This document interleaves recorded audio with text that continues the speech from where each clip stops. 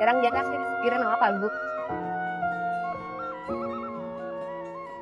Kita lagi keliling Subang bersama Pak Gub Jabar. Kanan kirinya sawah, terasa sangat asri, sejuk, damai, tenang. Ya, hari ini saya menemani tamu spesial, gubernur perempuan yang orang Jabar udah pada tahu, dari Maluku Utara. Dia punya hamparan pantai yang indah dan di sana sawahnya tidak seluas di sini.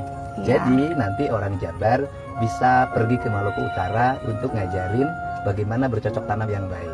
Dan nanti orang Maluku Utara bisa datang ke Jabar ngajarin gimana caranya mengelola perikanan yang baik. Iya, kita saling belajar supaya kita bisa swasembada padi juga seperti Jabar untuk Maluku Utara.